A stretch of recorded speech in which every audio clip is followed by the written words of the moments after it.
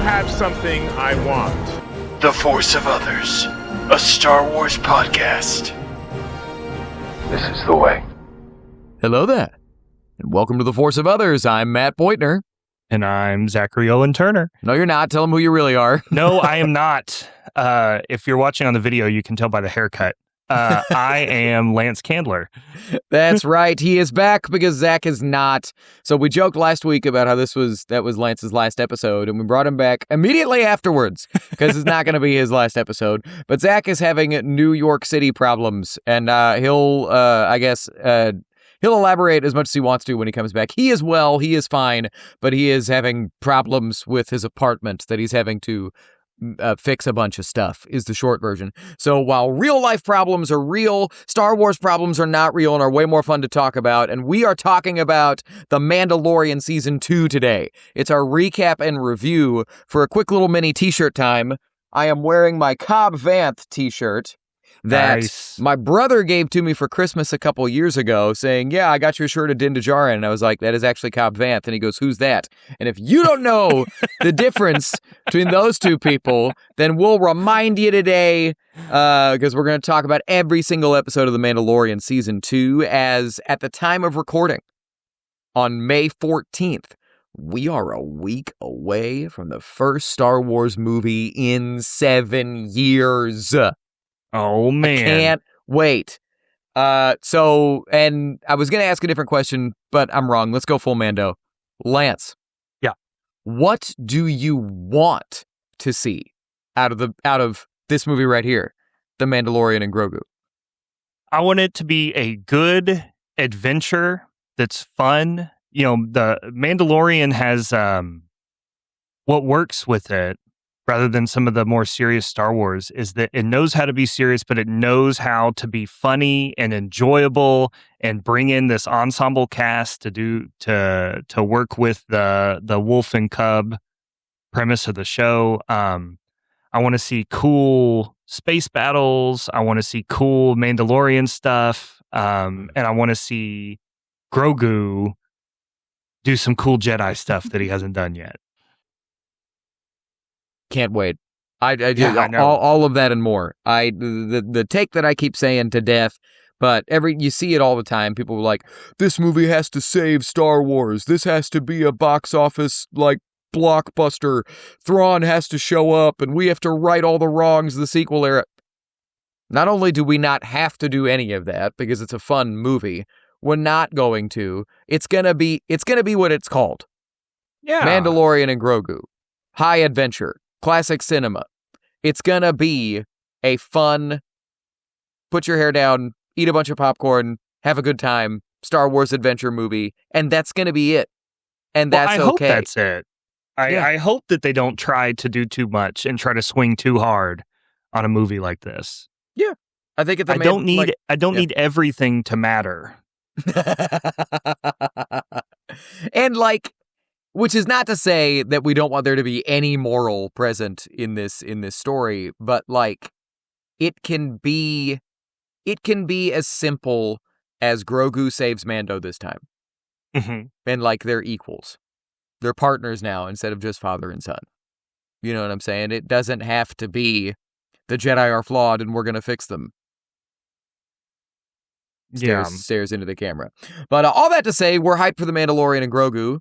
And leave your thoughts in the comments below or email them to forceofothersradio@gmail.com if you're old and still use email. You can also hit us up on Instagram, all the stuff. But in the meantime, Lance, how was your week and how was your Star Wars week? Week was good. I work for a church in addition to my roofing company, and it is very busy for both of those things. So we just finished the Easter season, and so we're catching up on everything that we have put off for the last 4 months. And then for work, this is storm season, so I'm standing out my front yard every time it rains, just praying for hail. So that has been my whole world for the last week or so. And then Star Wars, I got the privilege and the honor of sitting down in my movie room and watching the entirety of The Mandalorian Season 2, which I think is some of the best Star Wars that we have ever gotten. So that I don't know. We have the choice. We could do that every week. I don't know why we're choosing not to just sit down and watch The Mandalorian season 2. Yeah, well, I mean, okay, so is it your favorite season of Star Wars ever? Yes. So on the spot. Yeah, I think the only thing that comes close to it is Clone Wars 7. Right on. Or Maul. Yeah. Maul was so good. Yes. Was. So, 100%. yeah. So I still think this gets it, because if you laid out all of the Mandalorian episodes, all 3 seasons, and told me to choose my favorite 5, 7, 8, whatever, it would be most of the episodes in this season. Yeah. So, yeah, for sure. For sure. Well, and I should point out, Lance watched all the Mandalorian Season 2 in the last couple days, because a couple days ago I was like, hey, Zach might not be able to record. Could you, watch all of that season and be ready to talk about it? Oh, darn. In, a couple days? Well, that's just, I'm a shill for the show. I'll do whatever, but... Appreciate so what about that. you? How was your week? How was your Star Wars week? I wrote truly no notes about my real life week, which must mean that it was either boring or uneventful. But things are overall good in my world. Nothing real, nothing bad. Good things.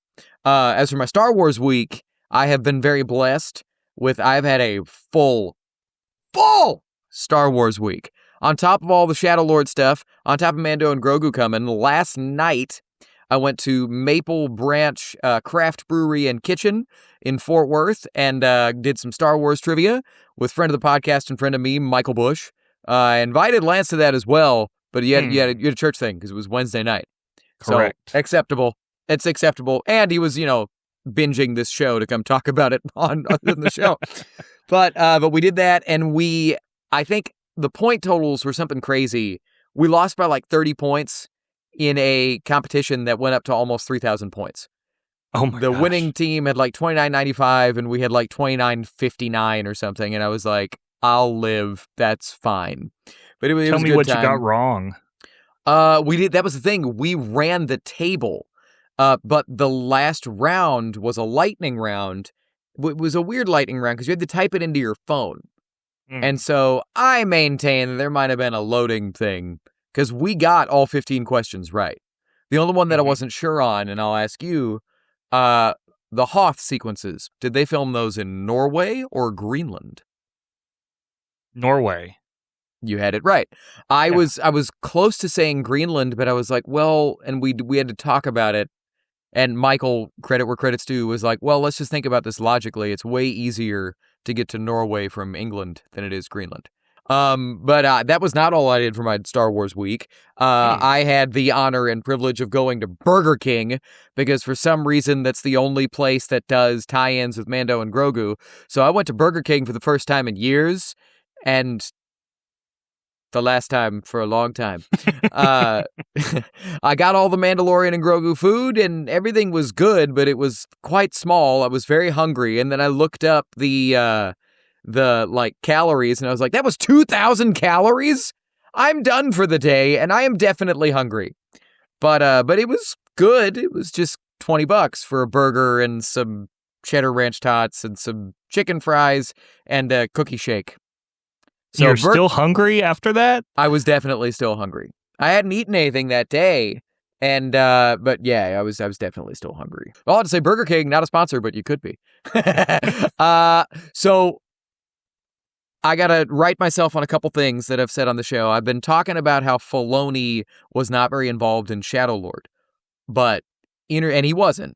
But we have found out that there are some Filoni sprinkles that happened as he would just kind of pass through those offices while he's busy, directing second unit on Mando and Grogu and finishing Ahsoka Season 2 and doing all the stuff. He would come through. It was his idea to cast David Collins as Spybot because he was like, let's do the Force Unleashed thing. Cast him as Maul's droid sidekick. And they were like, can we do that? He's like, why not? And the Force vision being visual was Dave Filoni. it was apparently going to be a much shorter sequence that was in Maul's mind, and Whitwer was going to do all the voices, and Filoni was like, why don't you just show it to us? And they were like, can we? And he was like, yes, do it. Why not? Let us see Sidious. And they were like, okay, do it.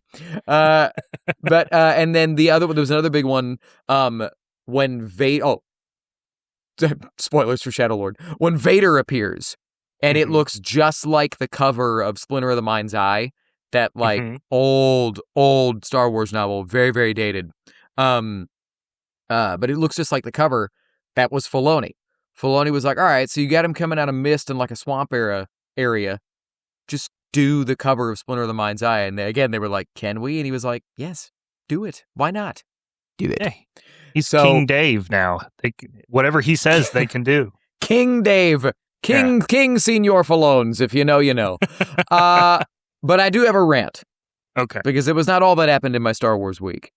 When last we recorded on Wednesday of last week, I talked about how later that day I was going to get Celebration tickets. Good news first, always leading with positives.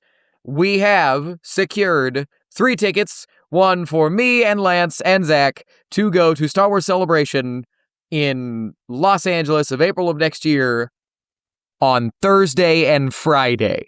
Because now I'm going to die. So again, I'll lead with positives. The upside that we don't have tickets to Saturday and Sunday. We have a day to go to either Disneyland or the George Lucas Museum of Narrative Art. The mature choice is probably the George Lucas Museum of Narrative Art, and it's probably where we should go. But you can't build a lightsaber at the museum. Bro, you don't have to sell me on Disneyland, man. You don't have to do that. Like, I want to go, but the George Lucas Museum of Narrative Art would be really cool. Either way, to dive into the story of why we aren't going for even Saturday as well, much less to Sunday. Well, neither Lance nor Zach were like, let's go all the way to Sunday. I was, but I don't have kids and I don't live on the other side of the country like Zach does from California. But if you were spared, watcher, listener, the Celebration ticket fiasco, I'm going to get into it. The whole thing sold out in 6 hours. And apparently that has never happened before. But as Lance knows, because he was the other person in the ticket queue, this was my experience. I got into the online queue 45 minutes early. I was watching the countdown going. I was on 2 different devices. I was at work, slinging Granbury Opera House tickets and trying to get tickets for Star Wars Celebration. I get into the queue, and it was apparently random how quickly you get in to buy tickets. On 3 different devices between myself and Lance, I waited in the queue for 2.5 hours for the 4-day passes to sell out before I even got in, and for Saturday to sell out while it was in my cart. I didn't know you had it in your cart. I clicked 3 for Thursday, 3 for Friday, 3 for Saturday, added to cart, clicked checkout, and it said, you cannot buy 3 Saturday tickets. I said, okay. So I took it down to 2. I was like, I'll figure this out later. You cannot buy 2 Saturday tickets. Took it down to 1. You cannot buy 1 Saturday ticket. Saturday sold out after I put it in my cart. That should not happen. And I wanted to do the whole merch thing because you could buy exclusive merch early because at the show, it's going to be gone immediately within seconds, right? I wanted to get some t-shirts for all of us. I wanted to get some hats, 50th anniversary of Star Wars and stuff. And when I saw that was happening and I had already waited for almost 3 hours, I just clicked checkout. Let's just get out of this and just actually get tickets to the show at all. But the reason I'm salty is I'm very happy that it's sold out. 50th anniversary of Star Wars is going to be a big party. But I don't know if you've seen this, Lance. You could select up to 20 tickets in your cart, which meant you could buy up to 20 VIP passes or up to 20 4-day passes. And within minutes, these things were popping up all over eBay and other websites being flipped for thousands of dollars. So are there 100% way greater tragedies in the world than ReedPop, shamelessly selling tickets to scalpers? Yes. But I'm still going to complain about it because that's crazy. It's the same thing. Disney Lucasfilm used to do a stream of all of the celebration panels going back to 2015, right? That you used to be able to see the whole weekend. And then they eventually did away with that. And now it's just they kind of have their own separate stage. You don't get to see the exclusives, which I've always thought was weird. Sell it on Disney Plus. But my point is it's going to sell out eventually. It's not like you aren't going to sell this thing out. So why make it to where you can buy 20 tickets a person? So ReedPop came back and responded to that. Yeah. I don't know if you saw their little letter that they put out. And they said the idea was that if you were buying individual days for your family, they wanted you to be able to buy Thursday, Friday, Saturday, and Sunday for multiple different people in your family. And so they set the ticket limit at 20, and that they just never considered that they shouldn't set the ticket limit for 20 on multi-day passes. I call bullshit. And so does anyone with a functioning brain. Like, whatever. Because I got my beef with ReedPop. They have done they have a very successful business model, and they're the go-to ticket organizer for all these huge shows. And so, like, they can kind of do whatever they want. It's how a monopoly works, right? But that's crap. You know what I mean? Like, I don't buy that for a minute. But what do they get out of it? What do they get out of all the bad publicity and the scalpers? That they can say it sold out in 6 hours, and that they can talk about how it's going to be the biggest show ever, and that they can for sure make all that money very, very quickly. And also, honestly, that they can probably, because everybody's saying there's going to be more tickets available. They're going to open it up for more ticket sales, right? That they can open it up sooner and make more money. So there's going to be a round 2 of ticket sales? A lot of people are saying that's probably coming because it sold out so quickly. I think that's what they have to get. There's no way it just didn't occur to them. And because I've heard that the Celebration ticket wars have always been a little crazy, but several other creators that I follow talked about how they decided to go to Celebration 2017 kind of on a whim and bought tickets like a month ahead of time. It sold out in 6 hours, which is just bizarre. But all that to say, we are going to Star Wars Celebration. We are going Thursday and Friday. I'm sure the lottery to get into panels is just as much of a poop show.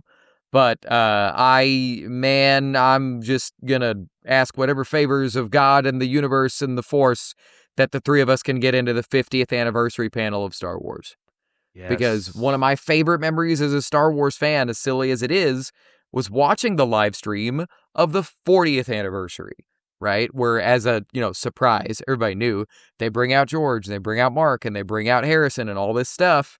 And then they surprise ended it with, they pull up the curtain and there's John Williams and the orchestra of whatever major city they were in, I don't remember. And they played a couple songs, but they opened with a suite of Princess Leia's theme because Carrie Fisher had just passed, right? And just to get, I just hope we get lucky enough to be in that panel, or there is a stream or something that we can all kind of celebrate the 50th anniversary of Star Wars. So, yeah. Anyway, we're going to Star Wars Celebration. There's corporate greed involved, but there's also going to be a lot of joy involved, and I can't wait. Well, and we're going to, I don't know if you've mentioned it or not, but we're going to SpaceCon in like a month. Yeah! I keep kind of forgetting it's a thing. SpaceCon San Antonio. We're going to meet Ian McDiarmid. We're at least going to get a picture with him. That's meeting. That's, when I tell the story to other people, I'm going to tell them that I met him. Same as we met Sam Witwer, and if I remember right, I tried to shake his hand, and he went to give me a fist bump, and it took me a second to register, and I kind of awkward grabbed his fist bump and then fist bumped it. That's the way that I remember it. I don't know if that happened. If Zach was here, he'd be like, yes, that's exactly what happened. I saw it. I'd be like, shut up. That's okay, Zach. What's that guy's name that played? Oh, my God. Watto. He said that Watto was Sebulba like 2 or 3 different times. To his face. Amazing. Andy Succombe is the actor's Andy name. Succombe, yeah. And the guy that played Sebulba is going to be there at Rebel Scum Con this year. Yeah, I'm excited. And so we got 2 cons on the horizon. Lance and I are going to Space Con San Antonio in June in like a month. Mm-hmm. And then the 3 of us are going to go to Rebel Scum Con again. And Bryce Dallas Howard, come on. Bryce Dallas Howard, John Boyega, Manny Jacinto, Paul Lee, Giancarlo Esposito. Yeah. All at Rebel Scum Con this year. Cannot wait. Jonas Swotomo. I know. Chewie. We're getting a picture of you two guys. Well, it has to happen. I need that picture in my life. I might maybe be at his I don't even know, like the top of his belly height. Like underneath his nipple is probably as short as I am. I want to get 2 pictures. I want to get a picture of him with just your forehead up, and then a picture of you at his waist, and then we'll put them next to each other in a frame. Awesome. Hey, anyway, so lots of cons on the horizon, and one way or another, we're going to all 3 of them. But for what we did this week in our Star Wars week, this is the way. It's time to talk Mando Season 2. Let's get current. Let's get our recaps and reviews. So, opening thoughts. The whole season is, Mando, I need you to do blank for me before I give you what you need from me. Mm-hmm. But with that in mind, it's still great. Mm-hmm. I love it. I think it's so fun, and it's exactly what I want out of the movie that we talked about earlier. I just need it to be a good, fun time. Let's get into it. I mean, we've talked a lot. Let's get into Chapter 9, The Marshal. All right. Lance, let us know what happened. All right. Tasked by the Armorer, who we have also seen in real life, to return the child to its people, other Jedi, Din Djarin heads to Tatooine to find more Mandalorians to help him on his journey. At Mos Pelgo, Din meets Cobb Vanth, a marshal who wears Boba Fett's armor. Vanth agrees to give Din the armor if he helps him kill a crate dragon terrorizing the town. Din convinces the townspeople to ally with the Tusken Raiders, and they succeed. As Din leaves Tatooine, Boba Fett watches. Such a great episode. My favorite moment, the standoff straight into the crate dragon. Din and Cobb are about to shoot each other. Mm-hmm. Like, literally, are we going to do this in front of the kid? Yeah. He's seen worse. And they're literally like watching, staring at each other, getting ready to quick draw, and straight into the crate dragon. Love that. And Cobb just looks at him and just kind of gives him, wait a moment. Let me go deal with this. So good. But you got a favorite moment? Yeah. Let's see. I like the poor Bantha getting used as the bait for this. And for that Bantha trying to get away, and Din is holding the rope and saying, "No, it's okay. No, hold on. It's okay. As the crate dragon is coming for him. I didn't even think about that. That's funny. But okay. So the 2 best parts of this episode, though, here we go, is Cobb Vanth, which is such a great character, and they have to bring him back for something. Yeah. Such a great character. Yeah. And then Boba Fett. Yeah.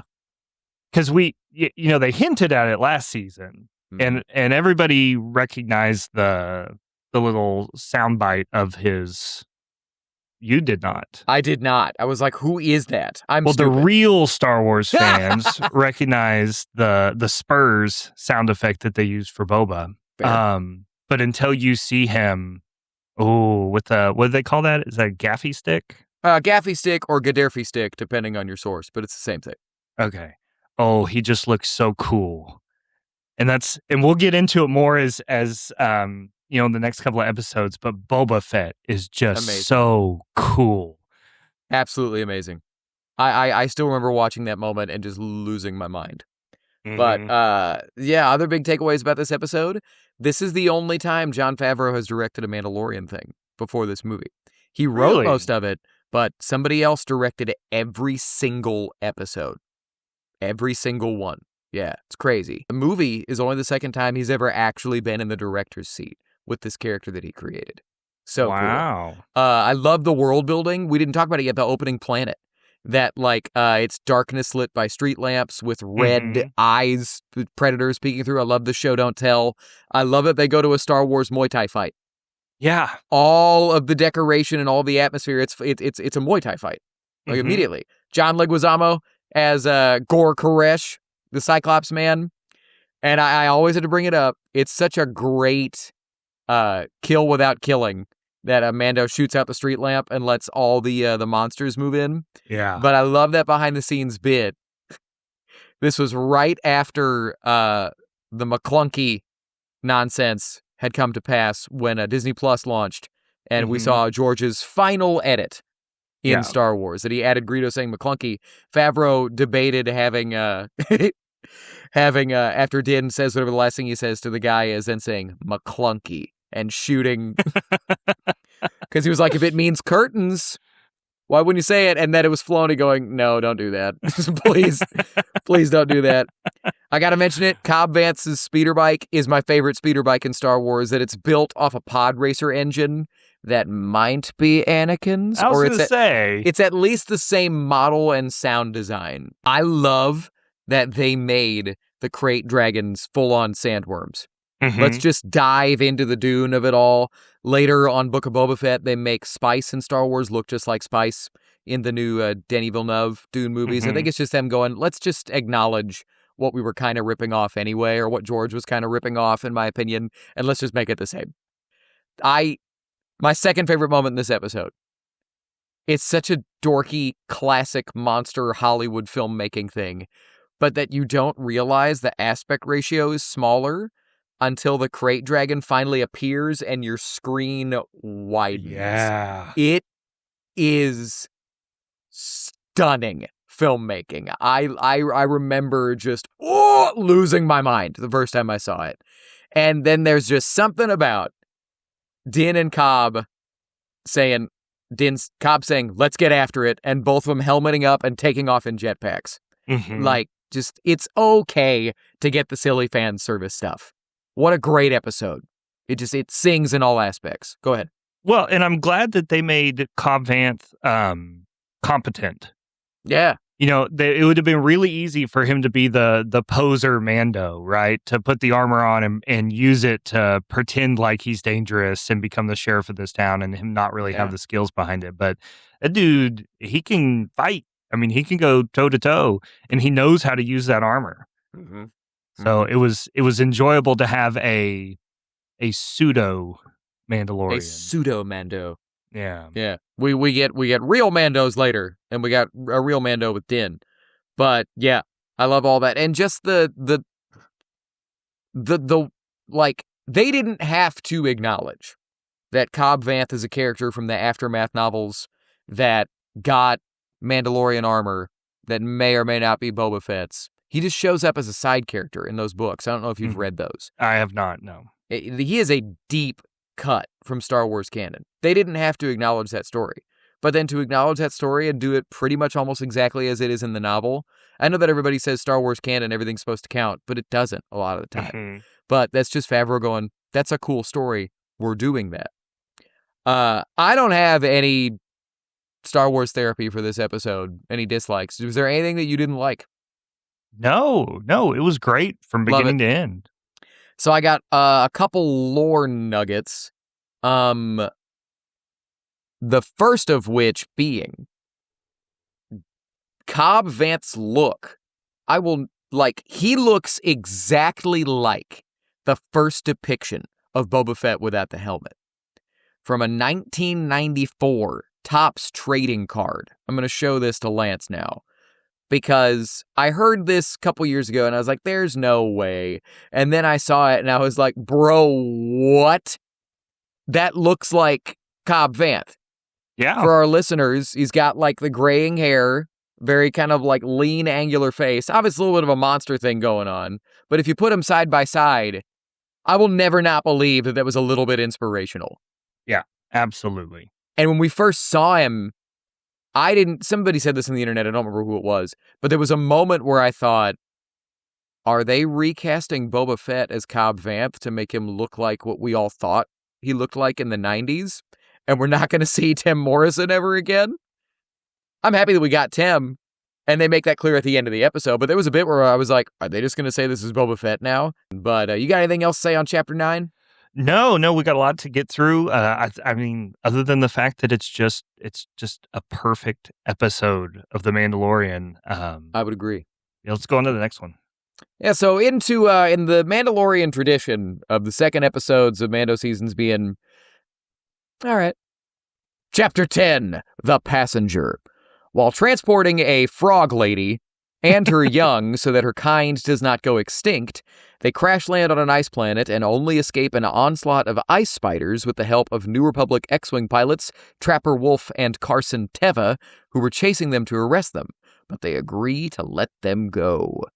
Lance, favorite moment of Chapter 10, The Passenger? The competency of the X-Wing pilots, that they show up at the end, they do what they're supposed to do, they get to be the good guys, because they're, when they're chasing him, they take an antagonist role. And so it was nice when you see the good guy running and you see other guys chasing him, shooting at him, it's really nice to be reminded that these are all good guys and that they're going to do the good thing. You get to see the difference between the New Republic X-Wing pilots and the old TIE Fighter, Stormtrooper guys from the Empire. So I thought that was nice. That's a good point. I guess it's true, because they kind of characterize them as similarly like, space cops, which is just hilarious that it's a traffic stop when Din first encounters these pilots. But they make the clear distinction that these are guys that have like individual agency and they can operate on a case-by-case basis. But my favorite bit is just that Dave Filoni got cast as Trapper Wolf. Apparently, he hates being on camera so much, and I think it's so funny. And when you look into it, there's times that you find out that he didn't want to come back, and Favreau was like, "Well, I wrote you, so you're coming." He's like, "Well, I don't want to. Too late. We're filming today. Go get your pilot suit on." Hilarious stuff. Other likes, I do think the spider monsters are cool. I wondered how you were going to do with that. Had they been more prototypical spidery, this would be my most hated thing ever, and I would never watch it ever again after the first time that I saw it. In real life, this would be the scariest thing any of us had ever seen, but something about it doesn't really set off my arachnophobia, really at all. I do like that the Razor Crest gets beat to hell, and I love the stupid bit of Frog Lady crawling along the ground. That is stupid and amazing, and I love that even now on Wikipedia, her name is Frog Lady. I love it so much. That's great. Such a Star Wars thing, like Squid Face and Hammerhead. Yes. A Walrus Man, right? Yeah. It was like, that's not Ponda Baba, that's Walrus Man. Anyway, do you need any Star Wars therapy for this one? I thought it was very fillery. Yeah. And I'm okay with that. I don't need the show to just be blowing through like massive galaxy-wide plots all the time. But as for a dislike, so I do think it's funny that Grogu eating the frog eggs, it's the exact same joke as Buddy the Elf from Elf, where they're like, "Hey, stop eating cotton balls," and he's like, just slurping cotton balls and laughing. Like, it's the same thing. But guys, he's eating her kids. Yeah. It's not funny. It's not cute. Like, he's eating her children. And the whole reason they're on this misadventure is because she's trying to keep her people from going extinct. And Grogu's like, haha, food. And it's just, it's so not funny. I'm very confused by it.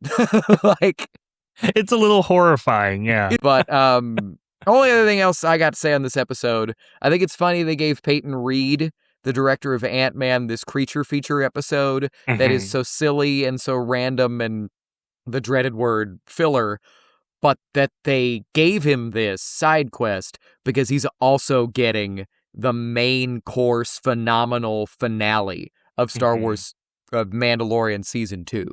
Like, we're going to give you this little bit with spiders, but brother, you get to direct Luke Skywalker. Moving on to Chapter 11, The Heiress. Ooh. After they are betrayed and about to be killed by pirates, Din and the child are rescued by Mandalorian warriors, Woves, Wovis, Wove, Axe-Woves. Axe-Woves, Cosca Reeves, and Bo-Katan. After Bo and her allies removed their helmets, they referred to Din's Mandalorian Creed followers as a cult known as the Children of the Watch that broke away from Mandalorian society. They settled their differences for the moment, and Bo agrees to give Din the location of a Jedi if he helps her raid an Imperial remnant ship to steal weapons and try to free Mandalore. They succeed in the raid, and Bo-Katan sends Din after a Jedi named Ahsoka Tano. Which was a crazy mic drop going back Yeah. to 2020. It was wild. Yeah, I had to try to put myself back in the mindset of this being the first time we've heard live action of Ahsoka Tano. Yeah. And what it would have been like, because this came out a long time ago. It was 2020. Yeah, so to imagine what it was like to hear that name, because we had just finished Clone Wars 7? That's a fantastic question. I feel like that was 2021, but let me look this up real quick. So we have... Oh, no, we you're have- right. Clone Wars Season 7 was early 2020. You're so right. So we've just seen that really emotional ending of Clone Wars 7 with Ahsoka. And then now we get her live action. Awesome. Or at least we get her referred to live action. We won't see her until later. 2 episodes from now. Yeah. Awesome. But my favorite thing about this episode, my favorite moment, it's so funny when they're raiding the ship and they're like, "We've done it. We've trapped them in the cargo control area and we're in the cargo bay." And he's like, "You've trapped them where?" "In the cargo control area." And then you just hear that they open the doors and suck all the bad guys out. So funny.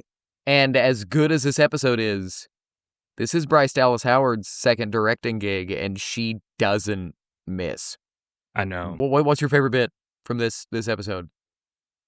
I think that it's kind of sad, but I think that the betrayal at the beginning where they get knocked into knocked into that like monster water pit and the cage comes down on it was so scary and so real and desperate, and it was like it all just happened so fast that was it. Didn't just watch the kid get eaten by this monster and now he's drowning in this thing and he doesn't have enough time to do anything about it. That was just, it was really real and it was kind of suffocating to watch. Yeah. And thank goodness for Bo-Katan. Showing up at just the right time in classic pulp adventure fashion. I want to shout out in the same episode, the like sassy Mon Calamarian port attendant in a green cable knit sweater. And I love the crash landing in the harbor at the beginning of the episode. Din goes through so much work to try and land safely. The ship is falling apart. He's like, "Okay, we did it." And then they crash land in the water. It is hilarious. For all the randomness of the story, Frog Lady reuniting with Frogman is really adorable. I really like it. Did you think it was stupid? No, I think it works in this show and it wouldn't work in any other Star Wars show, but just fair. I don't want to say the stakes are low, but the stakes are kind of low on this show versus especially the episodic movies. And so it's just, this is where you do stuff like that. It's fine. It's nice. Yeah. It's like, it matches the aesthetic of the show. Yeah. Fun, random adventures in Star Wars. There's something about the design, the original design of the original Imperial Stormtrooper that just works. I don't know if it's because I've seen that design since longer than I can remember, but it might be my favorite costume in Star Wars. I don't know why. I just love the look of it. I love all of it. I think it's awesome. One day I'll do a Stormtrooper cosplay and I'll make the meme of Princess Leia going, "Aren't you a little short to be a Stormtrooper?" And I'll be like, "Yes." And then I'll put the helmet on and I'll be in my cosplay. Anyway, but I just love it. Bo-Katan rocks. We haven't talked about her yet. And I love that they cast, oh my gosh, I'm forgetting, Katie Sackhoff.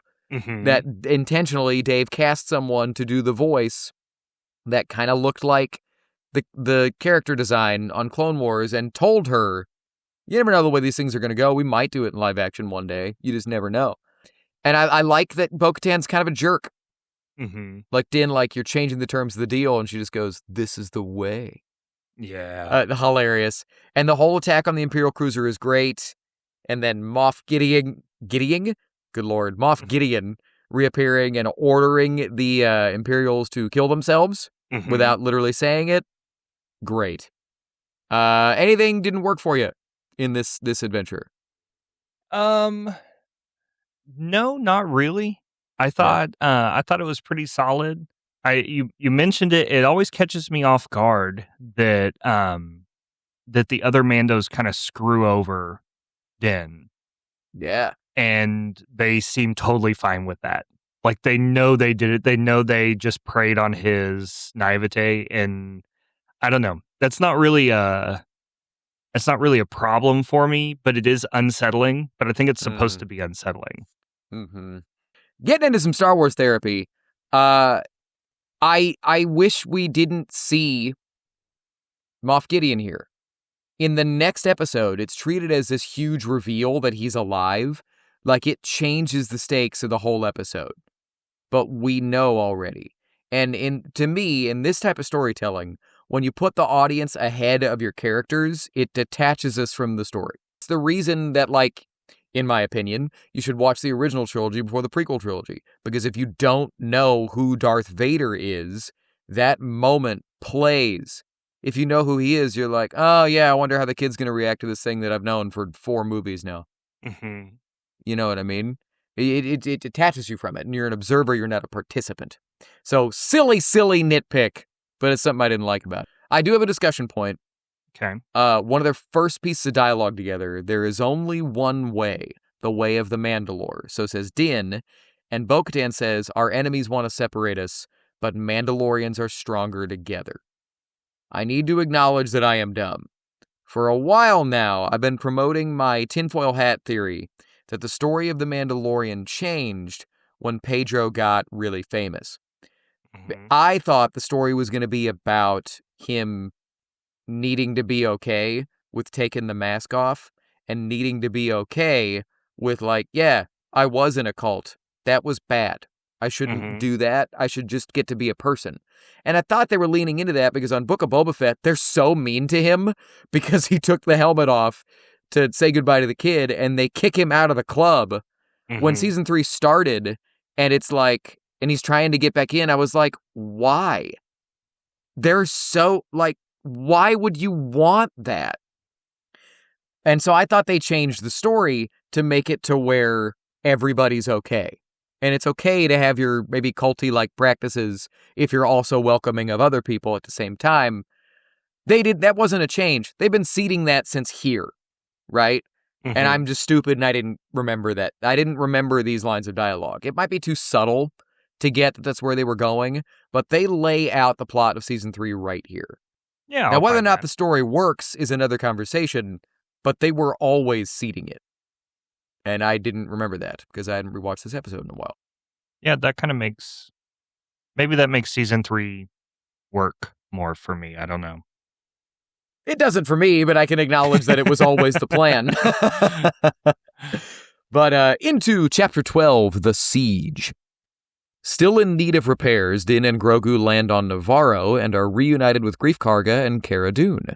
While Grogu waits at the school, Greef and Cara enlist Din's help in taking out the last Imperial remnant base on the planet. Before they destroy the base, they find evidence of Moff Gideon's failed attempts to place Force-sensitive blood from the child into other host bodies, and evidence that Moff Gideon is still alive. Meanwhile, an Imperial remnant spy... Wow, I said that terribly. Meanwhile, an Imperial remnant spy secretly places a tracking device on the Razor Crest, and Moff Gideon prepares to dispatch his dark troopers. Lance, favorite moment from Chapter 12, The Siege? Oh, the dogfighting at the end. Oh, yeah. Yeah. Yeah. Razor Crest in a dogfight was so cool because it's not an agile fighter jet type ship. And so to see him just brutally just flipping the thing around and it it was like fencing somebody, but you have a sledgehammer. I mean, he just destroyed everybody. And all the bits of Grogu with his arms up, treated like it's a roller coaster. It's so good. Well, and I want to shout out that this was Carl Weathers' directed episode. Oh. First time he directed. And I saw something where he wanted it to feel like a roller coaster. And then there's a couple like nods to that of Grogu with his arms up while Din's flying around. And then when Kara, the Mythrol, and Greef go over the edge and they're all like, ah! And you're hearing. And my favorite moment is, so they're flying the giant speeder tank thing over the edge of that cliff. And then when the speeder bikes follow them, there's something about that shot of watching the speeder bikes go over a cliff edge and free falling that just, it's one of my favorite shots in all of Star Wars. I don't know what it is about it. Something that it's moving so quickly and it looks so dangerous while being such a fantasy thing on hover bikes. I love it. I just eat it up with the biggest spoon I can get my hands on. Yeah, you can tell the directing. That Carl Weathers is a very happy, very loving dad and granddad. The opening bit of Grogu not being able to fix the ship and Din having to explain, no, the blue wire. No, the blue wire, not red. And Grogu's trying and he's like, it's okay. You can try again. It's like, this is a moment that whoever wrote this, whether it's Favreau or Weathers, they have lived this moment where it's okay. You can try again. It's all right. Don't worry about it. Fine. That it's a ridiculous situation that is so aggravating and the kid can't do any better and you're letting him know it's okay. Similarly, when Greef Karga's holding Grogu, there's something about that like deep dad laugh. Oh yeah, where you're being loving to a baby. Like that only comes from life experience. That's just Carl Weathers being himself with his grandkids. You know what I mean? And I love that. He played such a granddad role in that because it's like dad and baby son showing up at grandpa's house. Because immediately he walks up, takes the baby away, and walks off. Yeah, exactly. Oh, he just takes him and runs. So the Mandalorian is just walking behind them, carrying all the stuff like a dad would. And it's such a great way just to show that Greef isn't as much of a turd, because he was a jerk for the first bit of Mando season 1, and then in this one, he's hanging out with the baby. Yeah, love it. But and hey, I'll acknowledge it. I'm not a fan of Gina Carano, but she's good in this character. Oh, yeah. I like her kicking butt of the bad guys. I do not think she could have carried her own show, but in this archetype of the tank lady, I think she does a really good job. I like that we see a school in Star Wars for a moment. And I remember when this episode played for the first time, I was like, I had my subtitles on and I was like, what is all the lore they're dropping? And I'm like, they're doing a really good job of telling us nothing new, but making it, just stretching it out for this whole scene. I think it's hilarious that the Mythrol loses steam when Mando walks in. I thought that was so funny. And there are some really funny trooper deaths in this episode. There's the one where the stormtroopers are standing on a ledge and they're hearing the screams of a guy falling, and you watch them look up, follow his body down, and then they're looking up trying to figure out who shot. It's so good. And then my man, so I thought it was very, very classy calling midichlorians M count. It's like we're going to acknowledge the midichlorian of it all, but we're not going to say it and summon fan rage. We're just going to call it M count. Like, right on. And then lastly, this is such a deep nerd thing, but I freaked out when I saw Dark Troopers in Star Wars. That takes me back to the Dark Forces video game in the 90s when I was a kid. One of my first Star Wars experiences was playing that game. Never would have thought in a million, billion, trillion years that we would be watching a TV show made for this much money that features Dark Troopers heavily. That's crazy. But was there anything else that you really loved about this episode? I think the comedy was good in this as well, which you alluded to before. But I think it's so funny when they're fighting to try to figure out how to get the door open on the lift. And so they're sitting there and he says, it's going to take this time, da, da, da, da, da. And then you hear the stormtrooper, hit the ground, and then the doors open. It's so much fun. It's so fun. The only therapy, because it was a funny joke, they just went to the well a bunch. They really overplay how about 100 years on your sentence? How about 30 more years on? How about 100 years off? Grief Karga to the Mithril. It's like every time they need him to do anything, he's just adding centuries. And it would be funny like twice. I think they do it like 4 or 5 times. Yeah. And I was like, all right. Okay. Well, that character has never worked for me. Really? The Mithril. Yeah, I thought it was too like Star Trek The Next Generation. Like his makeup, it's so Horatio Sands just in reasonably good makeup, I guess. Yeah. And prosthetics. It just, as a character, it doesn't look like Star Wars. It looks like Star Trek.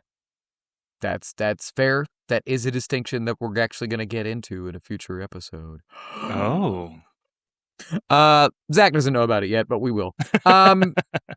The only, was there anything that didn't work for you in this other than that? No. I think that, oh my gosh, what is Grief Karga's actor's name? Carl Weathers. Carl Weathers, thank you. Rest in peace, Carl Weathers. Yep. I don't think he is a phenomenal actor on screen. Sure. And so the line delivery and some of the dialogue felt like I was watching like a community play where it was just like, okay, yeah, like you memorized and you said those words. Oh my gosh. And in a show where the acting is generally top notch, it kind of stands out a little bit. But he also could have been phoning it in a little bit. He also could have had a lot of his effort spread between directing and being essentially a lead in this episode. Yeah. But it was a little clunky. And Gina Carano is a little bit clunky too. Yeah. So. Yes. But that's kind of why, I mean, they both work for me. Carl works for me more than Gina, but maybe it's just because I grew up watching Rocky movies. So I'm like, Apollo Creed in Star Wars, this is great. Yeah, so I used to think that... So do you think the clone body that they find that is deteriorated, do you think the original plan was for that to lead to Snoke, or was it always going to lead to Gideon clones? Oh, so originally I thought this was going to be a Snoke explanation plot point throughout the show. But I think the more it's revealed and the more we see on screen, the more I think that was never the point. That it was always going to be Gideon, and we just invented that as viewers. Because that's Star Wars formula, right? You make a movie, there's a whole bunch of stuff people don't like about it because it comes out of nowhere and it doesn't make any sense. Then you make a TV show that explains all of that and does all the exposition work for you so that when people go back and watch the movie with this context, now they like it. Yeah. They've been doing it for 40 years, 30 years. So I thought that was going to be the case, but it wasn't. Yeah. Which is fine. But yeah, I think it's the same. I think we all kind of invented that, but that wasn't. It was Gideon stuff. Because I think they even say in Mando Season 3, and I've heard rumors that you're doing your own cloning. And he's like, I don't know what you're talking about. Oh, when they're in the little shadow council thing? Yeah. But the only other bit I want to say about this episode, do you know the tale of Random Jeans guy? No. So in the background of one of the shots, when they're raiding the Imperial Remnant base, there was this dude that accidentally ended up in the shot. They released it. In the background, standing up against a wall, you can't see his face, but you could see like t-shirt and jeans on a human being in the background of them running around, running and gunning stormtroopers. And the internet lost its mind because everybody saw it immediately. And Lucasfilm went in and like painted that guy out and then re-released the episode. I just think it's so funny. And I'm not trying to make what a crap thing Lucasfilm, but that I'm sure they have to turn around these things so quickly that something like that can happen. But Star Wars fans being amazing, people started making custom action figures of Gene's guy and just calling it Gene's guy. And I think it's very, very funny. But, I love stuff like that. I love the lore and the realism of stuff like that. Like, let's not pretend that this is a bunch of Star Wars fans making Star Wars TV shows. I mean, it's fine. And I mean, and it like, it's okay for Star Wars to make fun of itself. That when the stormtrooper hits his helmet in episode 4 as he's trying to walk under the doorway, not only did George not edit it out, he added in a sound effect for the special edition. So you hear clunk. Yeah. And incredible. But all right, into one of my favorite things, Chapter 13, The Jedi. Following Bo-Katan's directions to Ahsoka, Din finds her on the strip-mined and desolated planet Corvus. Ahsoka speaks to the child through the Force and tells Din his name is Grogu, which I really struggled with for a while, but now I'm okay with. And that someone hid Grogu after Order 66. Din and Ahsoka then join forces to liberate Corvus from the ruling magistrate, an Imperial loyalist named Morgan Elsbeth.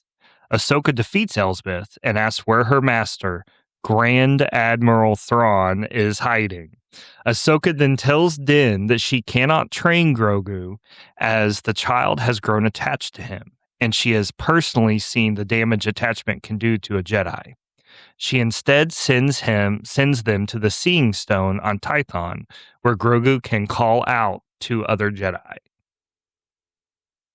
Right on. So, acknowledging the insanity of doing Ahsoka Tano in live action, my favorite moment of this episode is it's a small little moment, but I'm pretty sure this was the first doodle Filoni made when he was just imagining what it would be like to bring Ahsoka onto the show.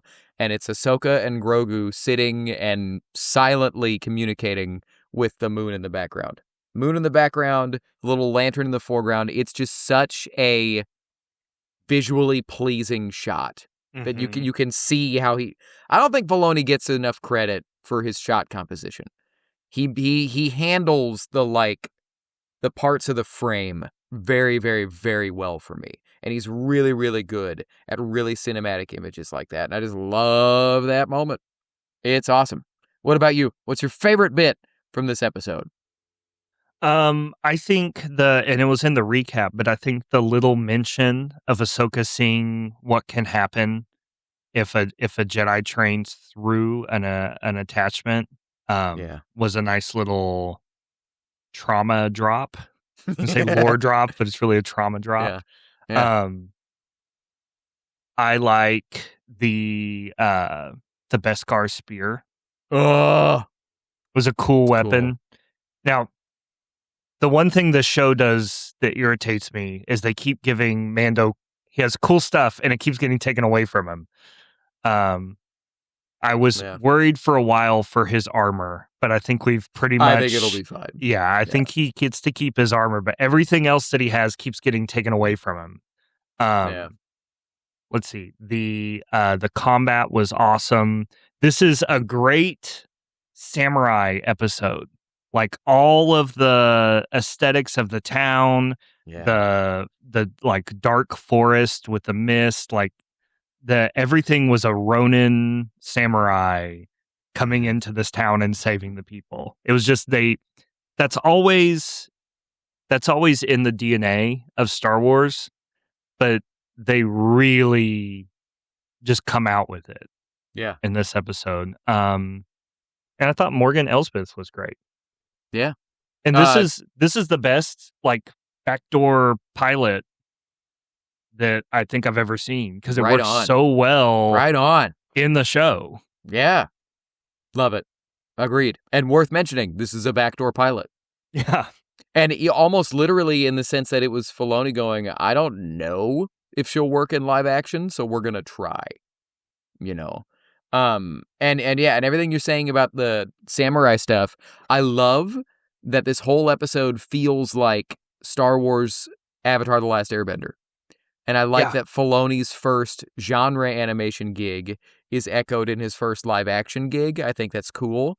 And that final sequence, I love that it is Filoni combining both of Star Wars' primary influences in one action sequence. That you have a Western quick draw side by side with a real samurai sword fight. Yeah. It's Filoni going, I'm going to do both of these at the same time. And I love that. I love that good. that Morgan has like all of this water and plant life, and it's the only water and plant life we really see on this desolated planet. Yeah, it just makes her so evil. That simple storytelling of just like hoarding it all for herself. You know what I mean? So evil, so cool. Ahsoka versus Din. I want an Old Republic Jedi versus Mandalorians movie. Show us a version of what that looks like. Because we keep hearing about this war between Jedi and Mandos. Just show it to us. I love the bit of dialogue. Din going, we need to talk. And Ahsoka's still kind of on the defensive. And then she goes, I hope it's about him. And I like that Grogu is the de-escalator of every situation. Because you see Mando and you're like, that guy's a problem. And then you see that he's got a kid. And you're like, oh, well, he can't be all bad. He's taking care of this kid. I remember Thanksgiving 2020 when this aired. I had stayed the night at my parents' house for some reason, Thanksgiving into Black Friday, and they wanted to watch Mandalorian with me. And I remember I was like, guys, we're gonna be quiet if we're watching Ahsoka's first live action episode. And they were like, oh, okay. And then I remember they mentioned Grand Admiral Thrawn, and I lost my mind, and the entire room looked at me blinking. Like, who is that? And I was like, okay. And then I think I word vomited for 5 minutes, and I had him for maybe 30 seconds because I was still processing that we were going to see live action Grand Admiral Thrawn, which still crazy. Had we seen animated? Like we had. Yeah, this is after Rebels is completely over, which is why. Okay. Because I was going to say before Rebels, I didn't know who I'm a pretty big Star Wars fan. I didn't know who Grand Admiral Thrawn was because unless you read the Zahn novels, that's really the only place that he had come in. And I was never a novel and comic book Star Wars fan. I was always a screen Star Wars fan. Now I've gotten away from that a little bit just because of you, but it's I can totally see people not knowing who this is or caring. Oh, sure. Yeah. And it was my dad going, so that's just something for nerds. And I was like, thanks, Dad. But yes, it is. I really, really thought Din and Grogu were going to say goodbye here. They really make you think that this is it. And then just the last moments of the episode, Rosario watching the Razor Crest leave, and you watch her like feeling her friends in the Force and just kind of taking a moment and thinking about it. She sold me on her playing Ahsoka in that moment. It's so silly, but it's so simple and so cinematic, and it looks like Clone Wars come to life. Bears mentioning, Ashley Eckstein is a legend. Will always be the original voice of Ahsoka Tano, and in many ways, the original Ahsoka. But I think that Rosario absolutely crushes it, and I think she's the perfect live-action Ahsoka. Yeah. So, any Star Wars therapy that you need for this episode. No, I loved this episode. Yeah. In a season that is pretty much all hits, I think this is maybe not the best episode because I think the best episode's coming, but I think it's one of the best episodes. Agreed. I only got one. Kind of maybe in the same vein that Carl Weathers is for you. Really surprised. Michael Biehn did not work for me in this episode. Is he the gunslinger he's the guy? Gunslinger. Yeah. There's just bits of his. I didn't buy anything that he said. Okay. I don't know. It just did not work for me. And he's got a couple silly expressions on his face in serious moments. And I'm like, I just didn't get what he was going for. Probably was the direction. Filoni was trained by George. So,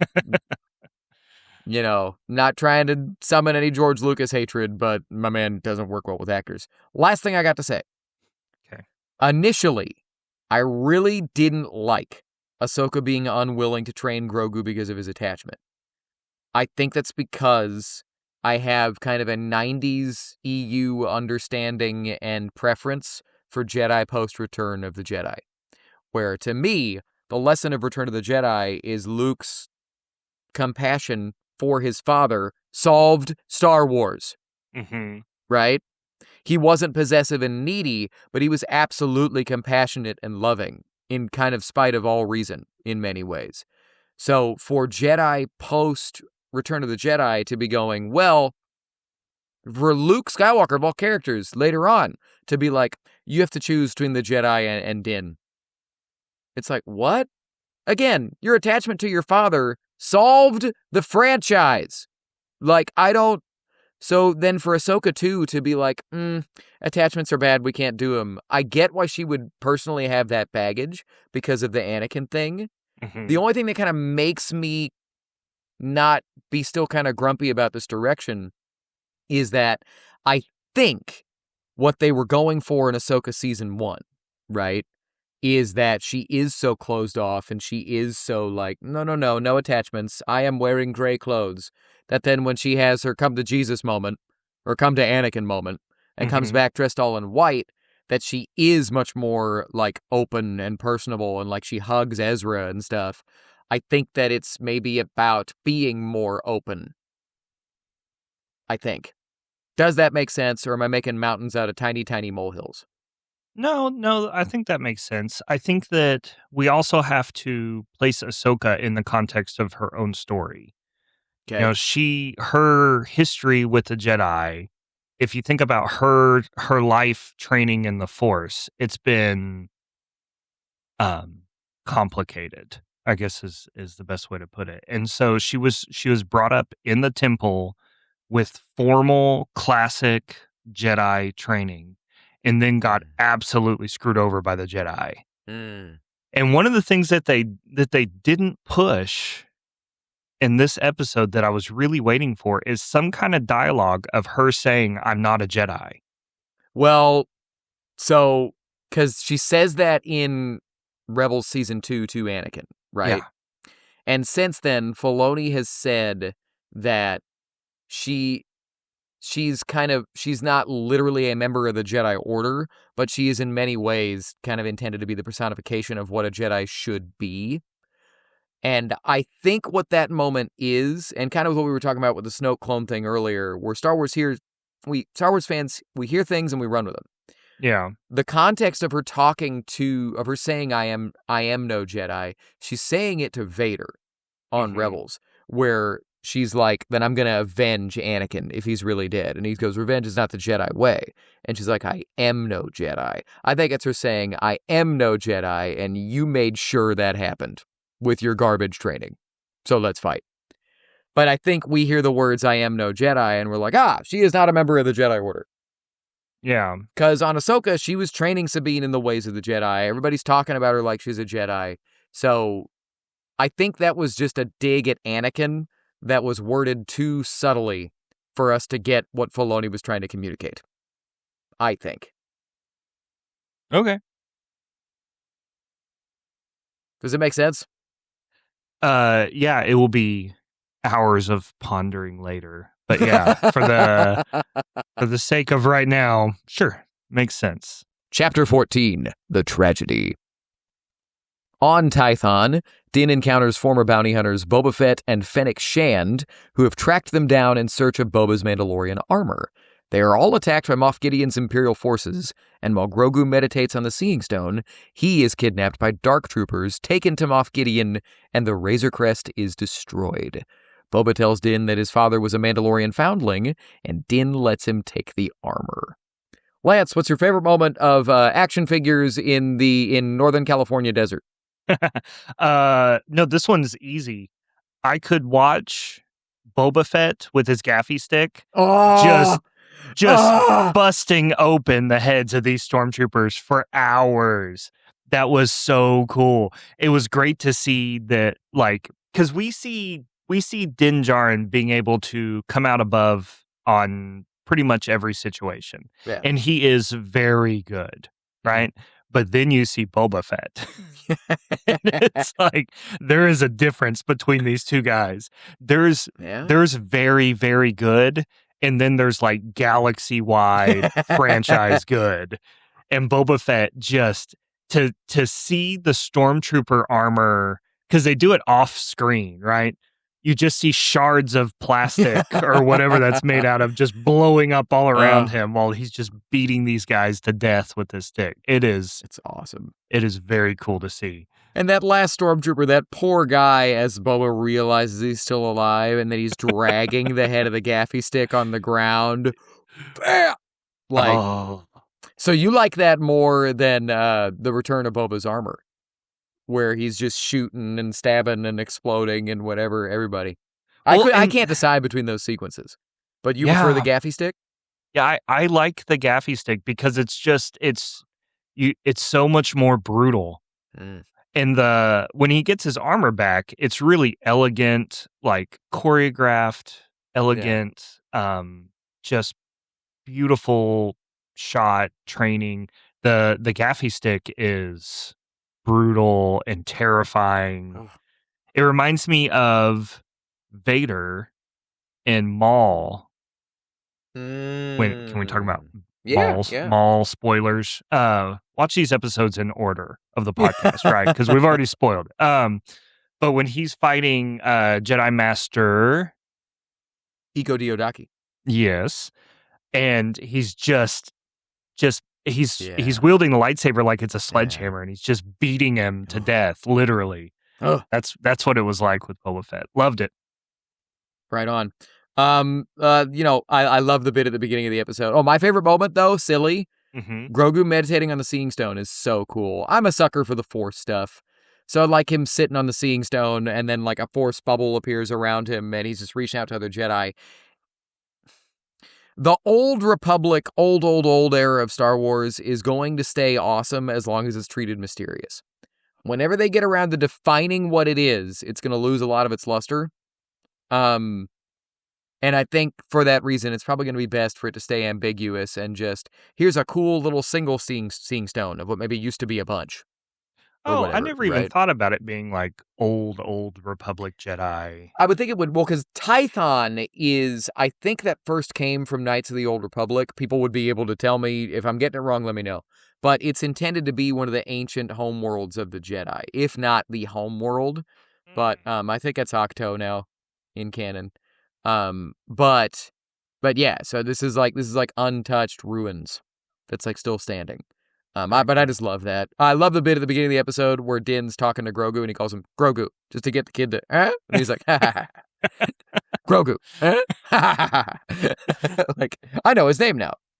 And we got to acknowledge that they cast Tim Morrison as Boba Fett. Yeah. Like, they could have cast anybody, but they did it. Filoni treats Star Wars like a toolbox, right? It's like, I don't care if you didn't like the prequels. Timur Morrison is Boba Fett. I don't care if you didn't like the prequels. Hayden Christensen is Anakin Skywalker, and I'm going to bring him back in this show. Awesome.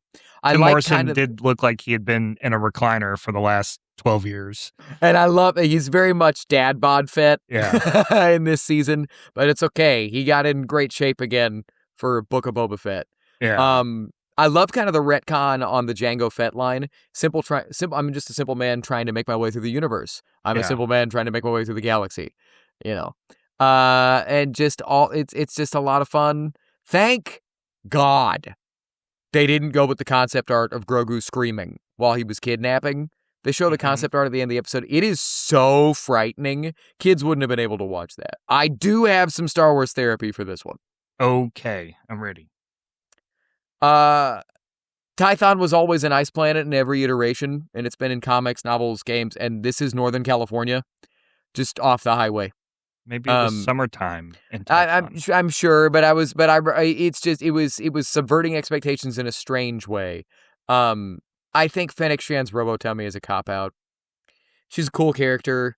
They do a good job, but it was like, come on. She was dead, lying on the ground, dead, not breathing, toast. But weirder, Din's dialogue is rough for me in this whole episode. Especially on the binge, it stuck out to me In every other episode, he's this stoic, doesn't talk a lot, and all he does is comment on everything. It made me wonder if someone else wrote this, but they didn't. I just don't. It's very out of character to me. Also, I'm sorry, I'm on my negative, so I'm going to breathe so that I'm not whining so much. But they telegraphed what was going to happen to Grogu in a really ham-fisted way, forcing Din away from Grogu while he's meditating for no reason, twice. He could have just stayed up there and just been right by the kid, and then, like, taking off his jetpack for no reason. For Boba to literally, words were hard, for Boba to literally say, well, I'll put down my blaster, and you put down your jetpack. And it's like, why don't I also put down my blaster? Like, no. It was very, I could have dealt with a more creative reason to separate them than just, I'm going to leave for no reason. But then something that I always thought was really dumb, at the end of the episode when Boba sees the ship and is like, the Empire's back. You've been fighting stormtroopers for 15 minutes. What do you mean it's a surprise that the Empire is back? Like, I don't know. I just always thought that was very stupid. Well, So, I think that might be similar to oh my gosh, character names. I'm terrible with character names. Fennec Shand, Din Djarin, Boba Fett. No, The Force Awakens. When he gets on the Poe Dameron. Poe Dameron, when he gets on the Star Destroyer. And he's like, And he's okay, like, I did not realize we were at this point. So I think a couple of troop carriers landing and him fighting stormtroopers, okay. But he looks up and he sees a, whatever they call that kind of ship. Oh, I couldn't tell you. It's not a Gazanti. A real nerd could tell you. I got nothing. But he sees a mini. That's why you didn't mini win battleship. that Star Wars trivia contest. Got all the questions right. Nice. But anyway, I think him seeing that was probably he was taken aback because Fair. it feels like that those ships bring terror, right? And so I think he feels the way he felt with the Empire. Fair. I don't know. I guess I'm with you, but they were fighting like platoons upon platoons of stormtroopers. Yeah. And so it's like they're coming from somewhere. But to be like, the Empire's back. It's like, well, yeah, who you been fighting for 30 minutes, dog? Yeah. But any discussion questions? Or I'm just going to dive into one. Boba Fett's characterization. It's very weird that, like, they're willing to threaten shooting a kid in this episode, but Book of Boba Fett, he's just a totally different guy. He's an honor-bound warrior, like, the whole time. But then, furthermore, in Legends, Boba Fett was absolutely a Mandalorian. In canon, neither Jango nor Boba were until this episode. Mm-hmm. And Boba was full villain status before this episode. In the canon comic books, he shoots, this is heavy, he shoots a pregnant woman and kills her just to get his bounty. So then to kind of retcon him as like, well, nah, he's not all mean. I'm like, I don't get that. I think he would have been much better. For me, as cool as it is, everything that they've done with him, I think, and I do think it is pretty cool. I think it would have been better if he was a villain for Din Djarin. Because he was always this poser to the Mandalorians. That he's appropriating their culture and their armor. Right? And Din's like, that's not our way. I think it would have been dope if they fought. But anyway, I have lots of thoughts about it, and I think it could be its own episode, for another time. But it's just odd that, because George made the statement on Clone Wars, Jango Fett is not a Mandalorian, and now he's a Mandalorian foundling.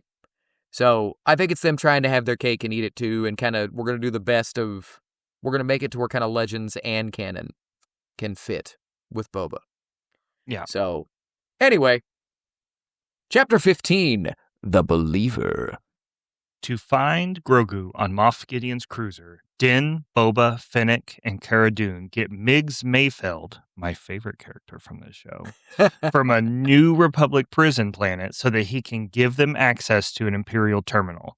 After infiltrating an Imperial base on Morag and learning that the computer will have to scan their faces to gain access, Din is forced to remove his helmet, violating the Mandalorian creed. But he learns Moff Gideon's location. Before they can make their escape, Mayfeld is reunited with his former Imperial commanding officer, Valen Hess, who was great. Confronted with the evils the Empire has done and still plans to do, Mayfeld kills Hess. He and Din are forced to shoot their way out, and Mayfeld destroys the base. As the rest of the crew prepares to rescue Grogu, they let Mayfeld go free. Oh, Such a better episode than it should be, dude. Oh, so I will say that the last 10 minutes of the finale is some of the best Star Wars that I've ever seen. I will say that this is my single favorite episode of Star Wars. Wow. On any TV show. Take it. Yeah, it is so good. And Bill Burr, I don't think of as an actor, but he just killed it in this. The whole tense monologue with him at the table, and then to shoot him, and the comedy in that too is funny because he shoots him, and there's this like moment of silence where Brown Eyes is looking at him and can't believe that he shot him, and then they both look over at the same time, and there's a stormtrooper there with his tray. he's in the dining hall, so they shoot him, and then they have to blast their way out of it. Is so good. And then even just at the very end to see character names, Mayfeld be able to he because last season in this one he always says, I'm not a stormtrooper, I'm a sharpshooter. To see him make that shot was so cool. Oh, and we skipped over, but the pirate attack on the road so fun. Was great. And to see the way that that Imperial base, mining base, keeps like applauding and saluting and like acknowledging like they're this big brotherhood supporting their guys that were able to fight off the pirates is just I loved it. I loved every minute of this episode. No notes. No, right on. Yeah, I don't have it. I definitely no therapy for this one. There's so many fun bits. I mean, so then the other little stuff. Boba Fett's clean armor. Holy crap. I love the dented helmet. I love all the battle damage. I love all of that. But something about seeing it clean and restored really worked for me. I thought it was awesome. The interior of the Slave One. Something I have thought about since I was a little kid, and seeing that the whole thing exists on like, what is that? It rotates inside to go vertical. Yeah. So cool. I love the mind trip of TIE fighters being a good thing. That whole sequence of they have to drive slow enough to not blow up the fuel, but then the pirates they're driving so slow, pirates are able to get on, and you get your Indiana Jones truck fight sequence with Mando, but then the TIE fighters get this heroic music as they're coming in, blowing these pirates to hell. The Valen Hess monologue, one of my favorite Imperials. Yeah. Everybody thinks they want freedom, but what they really want is order, and when they realize that, they're going to welcome us back with open arms. So good, so chilling, and we at the biggest fan service moment. That's such a deep cut in such a deep episode that's ultimately about why it's important to care about things. You know it's coming. I'm sitting there watching TIE fighters get lined up behind Boba Fett, and I went, oh my God, is he going to use a seismic charge? And he did, and I was like, because like, again, even the silliest, maybe worst, Star Wars movies contain incredible stuff, and the seismic charges are awesome. Yeah. It's one of the best sounds ever. And then of course, Din throwing Gideon's speech back at him in the penultimate episode of the season, word for word, the exact same speech. He means more to me than you will ever know. It's so good. It's so good. They got to get Bill Burr back. I'm going to be so honest. I don't think that Gina Carano could have carried Rangers of the New Republic herself. I think Bill Burr could be the lead. anytime you make, familiarity breeds contempt. So anytime you take a character like Mayfeld that has been great for 2 episodes, and we're like, we want more. Once you get more, it might not be that great, right? Yeah. But I think he could absolutely do it. No more notes? Yeah. So now let's talk about some of the best, so much just fun, incredible, can't believe they did it Star Wars that they've ever done. Never would have thought in a million billion years this was going to happen. Chapter 16, The Rescue. Din and the others capture Imperial Dr. Pershing, who we have met. Recruit Bo-Katan and Casca Reeves and assault Moff Gideon's cruiser. They rescue Grogu, Din duels and defeats Moff Gideon, and they fight their way to the bridge. Once there, Gideon explains that Bo-Katan wants the Darksaber from him to gain the Mandalorian throne, and now cannot take it, because it must be won in battle. And as Din defeated Gideon, it belongs to him. Then, facing impossible odds against Moff Gideon's Dark Troopers, they are all in turn rescued by Luke Skywalker, Jedi Knight, who felt Grogu reach out to him in the Force from the Seeing Stone.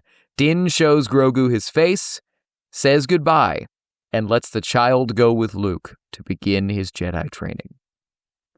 So, top to bottom, great fun, awesome Star Wars, but the best moment, it's Luke Skywalker for me. Who are we kidding? It's Luke. It's Luke showing up. It's Luke Skywalker. It's Luke. So, hot take. My favorite part of this episode is Real World. My favorite part of this episode is they dropped it early. I don't know if you remember this, but they used to early Disney Plus, which this is like year 2 of Disney Plus.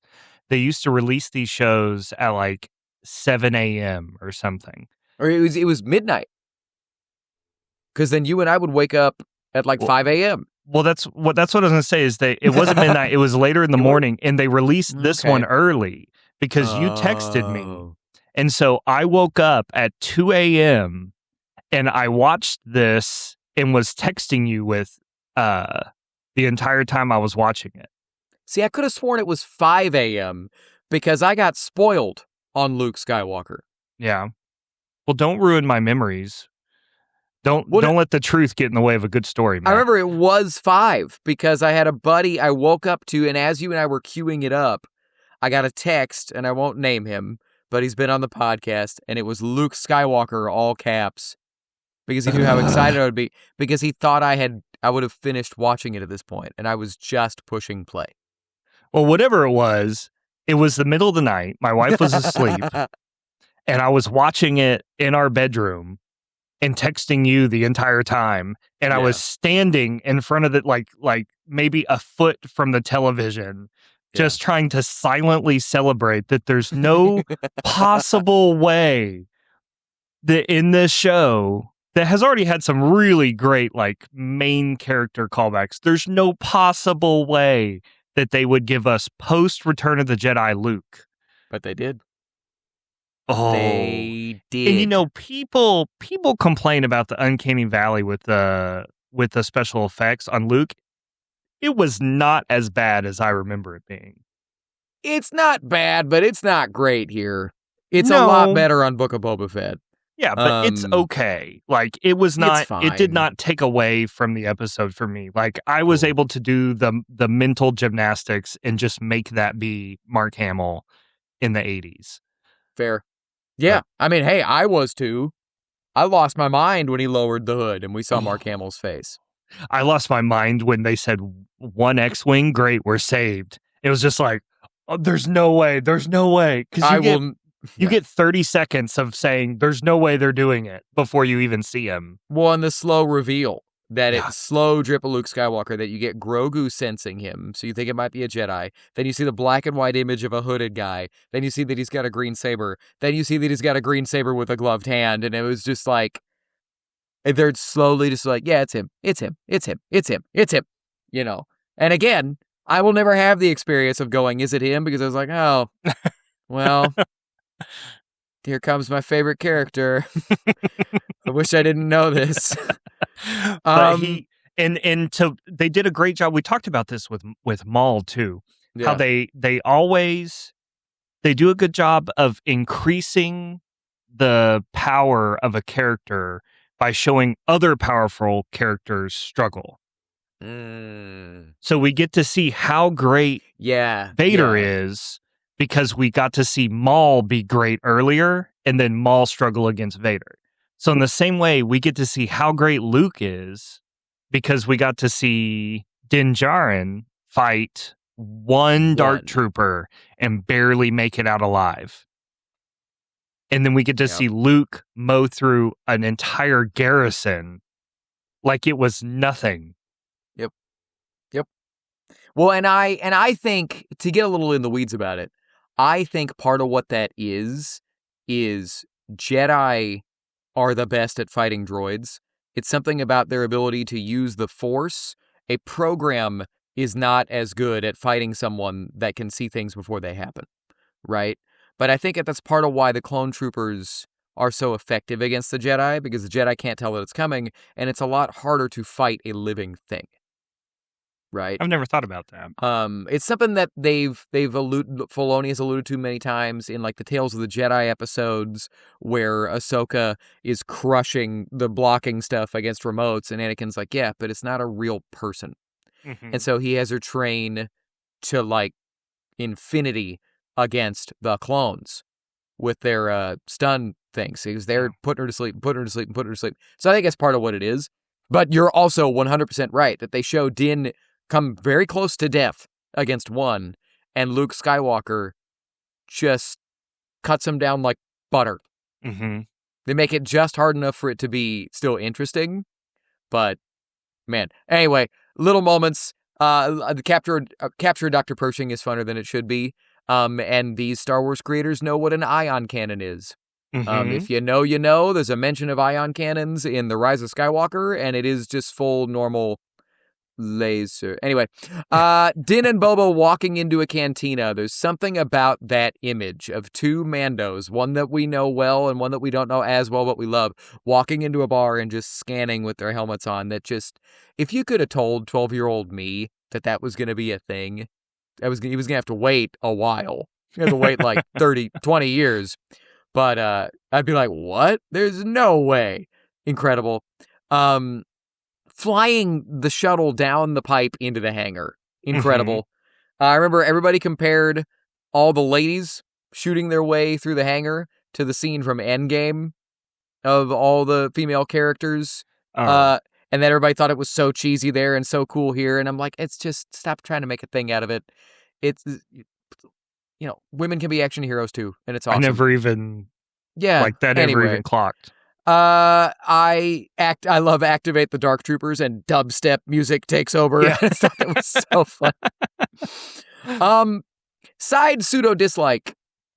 Again, I still can't believe we live in a universe that Dark Troopers have been heavily featured in live action Star Wars storytelling. That's crazy.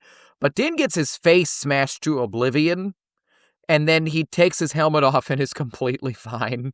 And it's like, I mean, I get it. You wouldn't want Grogu's first look at his dad's face to be like he's lost teeth and he's got a black eye and everything's just horribly mangled. Oh, but like his helmet is getting, No, I would be. No, I think they did that right. Because think about it. If his helmet can't, if it's indestructible, which is kind of the rules we're playing with, then as he's getting punched, his helmet, you can see it going into the wall. So it's crushing the wall behind him, but inside the helmet would be fine. I think it's that, like, last season, he takes a fall because of the explosion. They take his helmet off and he's got blood and stuff, but it's fine. And just that line, one X-Wing, we're saved. Dude, the goodbye of Din and Grogu. It's so cheesy, I will admit. Shock, I'm an emotional guy. But when I was watching this episode live, I remember when he said, okay, pal, it's time to go. I picked up my dog that we'd only had for like a couple months at that point, maybe like 4 months. And I just held my dog and like cried. And I was shocked that I was crying. But it just works so well. And R2-D2 meeting Grogu. Apparently, Yeah. R2's big for Jon Favreau, and so he's like, I wanted the character that I first saw as a kid that I thought was cute to meet the character that all the new kids are seeing and they think is cute, and have R2 be the one to like convince him, okay, I'll go with this scary guy in the black robes. Yeah.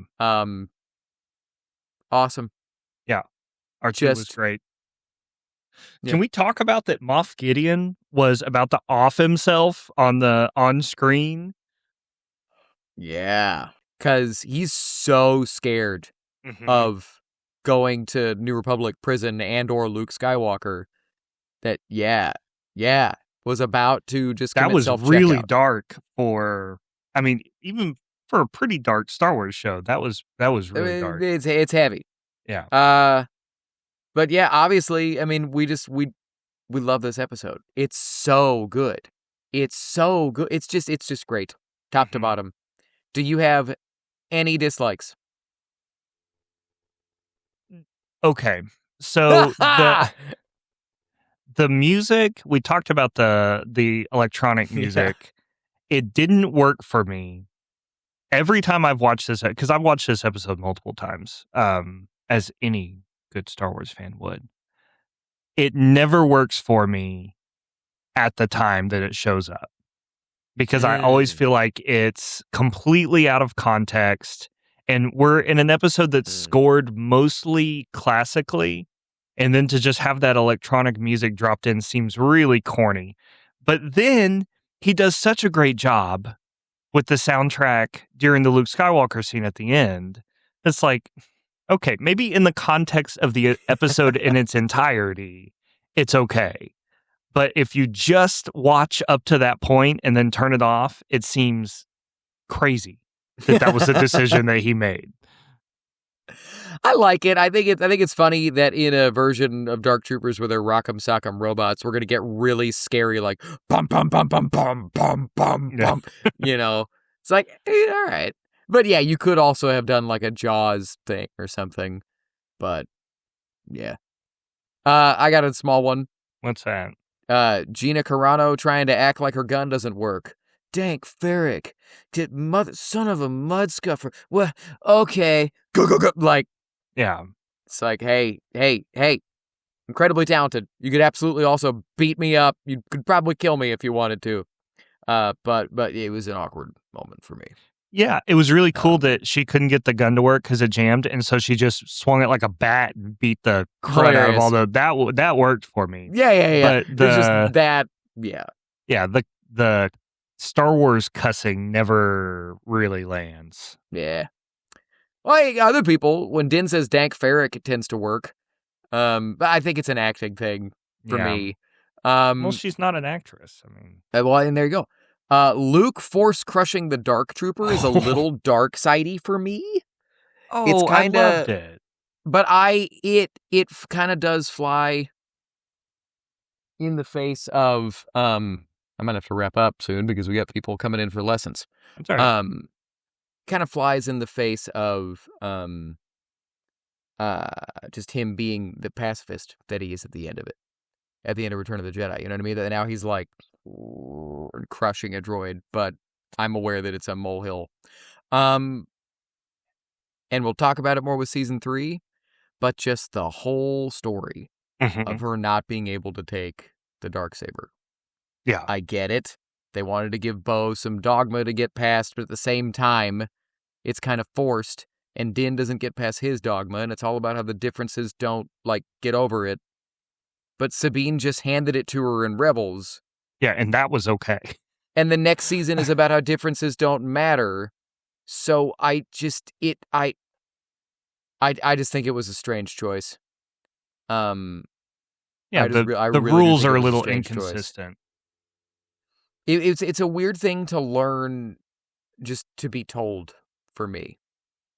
Would be what I would say. Yeah. But all right, so one last discussion question. Okay. Because we've monologued. I've monologued.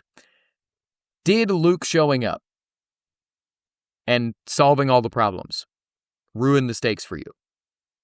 No, not at all. Why?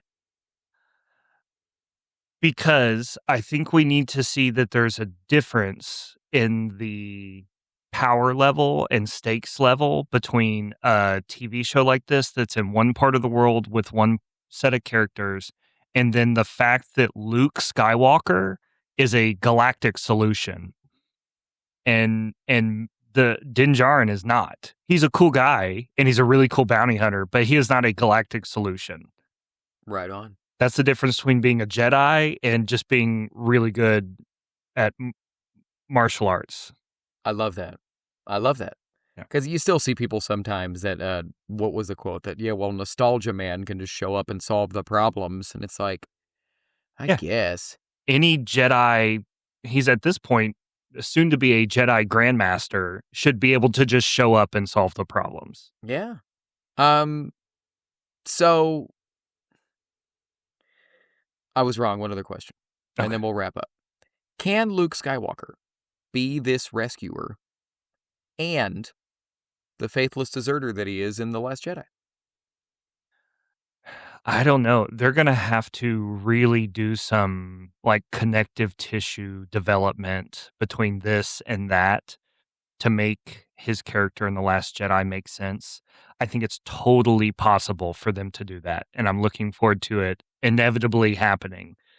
But I think that the Luke we get in The Last Jedi and the Luke we get in this episode of Mando, and something had to happen because they're completely different characters. Well, and I think the something that happens is, we see the thing that happens. He has a moment of, I'll just kill him. Oh, God. Oh, no. Oh, no. Maybe all of that is bad. And so maybe it is, it could, I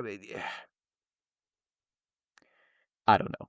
I honestly don't know. But what I don't think, and I see people saying this too, I don't think this was Favreau saying The Last Jedi is wrong and I am right. I don't think that. Not at all. I think he was just showing who Luke would absolutely be in this time period. Mm-hmm. And that the guy that is out in the galaxy trying to train Jedi would be the guy that would come to Grogu when he asks to be trained. Mm-hmm. And it's just that simple. So you can have your cake and eat it too. And while I have my quibbles with The Last Jedi, I don't think this was Favreau trying to dunk on Rian Johnson. No, not at all. So there you go. Well, all right, man. This is a long episode. And off mic, we talked for a long time about our real lives as well, because we're good friends. And but it's been about 3 hours of yapping. So, Lance, where can the people, well, you don't really like being found, but... I'm elusive. No, you can, if you have any complaints about me, keep them to yourself. No, send them to Matt, and Matt will communicate them to me. Yeah. forceofothersradio@gmail.com, or get in the comments, or get on the Instagrams, and maybe the TikToks one day if we ever go back on TikTok. Probably not. But in the meantime, Sunday, May 17th at 5 o'clock, I am running Star Wars Trivia at Brew, Drinkery, and Bistro in downtown Granbury, Texas. So come on out and have a good time. We got a bunch of silly categories of questions, and the easiest category of difficulty in every question category is I have never seen a Star Wars. So anybody has hope. Well, it's going to be one person will come up at a time, and I'll ask them the question. If they don't know, we'll give it to the room. And it's going to be very fun and very, very silly. One of the categories is that a Star Wars alien or a prescription drug medication? And it's going to be very, very fun and very, very, very silly. But if you are in the DFW area and you can haul out to Granbury, come out. Come have a good time. Brew Drinkery is fun. They get lots of original beers, and it's basically like Chili's. It's not a bar. It's a restaurant that has beer in it. So, cool, man. Lance, you got anything else for the people before I let them go? No, just thank you for asking me to do this and for giving me an excuse to just absolutely shotgun a whole season of a show in the last 48 hours. Love that. And we love this season, and I'm hoping we're going to love this movie that comes out a week from today. And in the meantime, remember, we are not the force of others, you are, and the force of others will be with you. Always. The Force of Others. I love watching A that. All right, me. Star Wars Always. podcast. Discount Zach here.